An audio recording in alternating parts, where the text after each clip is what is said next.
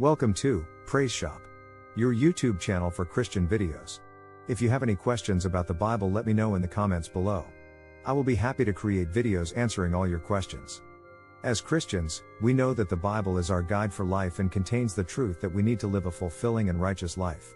One topic that the Bible addresses is the role of men and women in marriage.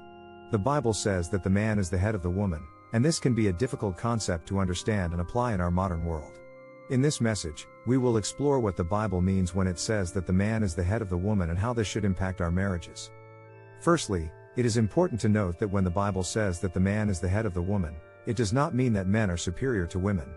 God created men and women as equals, both in His image, and both with unique roles and responsibilities.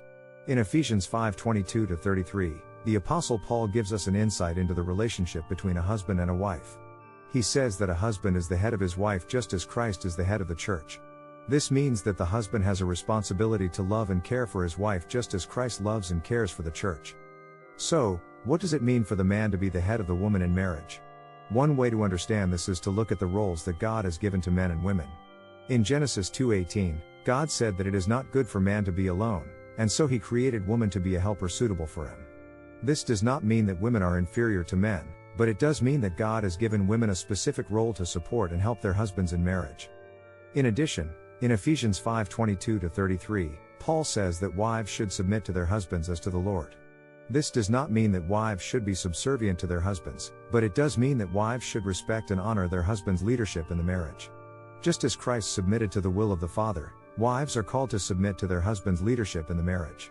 This submission is not a sign of weakness, but rather a sign of strength and trust in God's plan for marriage. On the other hand, husbands are called to love their wives sacrificially, just as Christ loved the church and gave Himself up for her. Husbands are called to love their wives as their own bodies, nourishing and cherishing them as Christ does the church. This means that husbands have a responsibility to care for their wives, protect them, and lead them in a loving and selfless way. It is important to note that the roles of men and women in marriage are not interchangeable.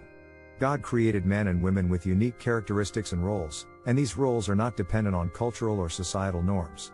Just as Christ has a unique role in the relationship between God and man, so too do men and women have unique roles in the marriage relationship.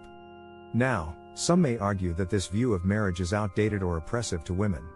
However, the Bible's view of marriage is not about oppression or inequality, but rather about fulfilling God's plan for marriage.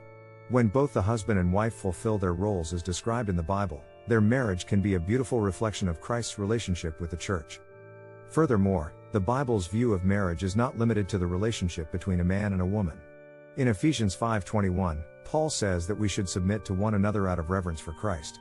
This means that both men and women are called to submit to one another in love and respect, regardless of their gender or marital status. In conclusion, when the Bible says that the man is the head of the woman, it does not mean that men are superior to women or that women should be subservient to men. Rather, it means that God has given men and women unique roles in marriage, with the husband as the leader and the wife as the helper. This is not about domination or control, but about sacrificial love and mutual respect. When both the husband and wife fulfill their God-given roles in marriage, their relationship can be a beautiful reflection of Christ's relationship with the church. Husbands are called to love their wives sacrificially, just as Christ loved the church and gave Himself up for her. Wives are called to submit to their husband's leadership in the marriage, just as the church submits to Christ's leadership. However, it is important to note that this does not mean that husbands are free to do whatever they want, or that wives should have no voice or input in the marriage. Rather, the husband's leadership should be characterized by love, respect, and selflessness, and the wife's submission should be characterized by trust and respect for her husband's leadership. It is also important to note that the Bible's view of marriage is not limited to the relationship between a man and a woman. As Christians, we are called to submit to one another out of reverence for Christ, regardless of our gender or marital status. This means that we are called to love and respect one another, regardless of our differences. In today's society, the Bible's view of marriage may seem outdated or even oppressive to some. However, as Christians, we believe that the Bible is our guide for life and contains the truth that we need to live a fulfilling and righteous life. When we follow God's plan for marriage, we can experience the beauty and joy that comes from a relationship founded on love, respect, and selflessness. Therefore, let us embrace the roles that God has given us in marriage, and let us strive to love and respect one another as Christ loves and respects us. May our marriages be a reflection of God's love for us and a testimony to the world of the beauty and power of God's plan for marriage. Thanks for watching my video. I hope you have been blessed. If you have any questions, let me know in the comments below and I will answer it through a video.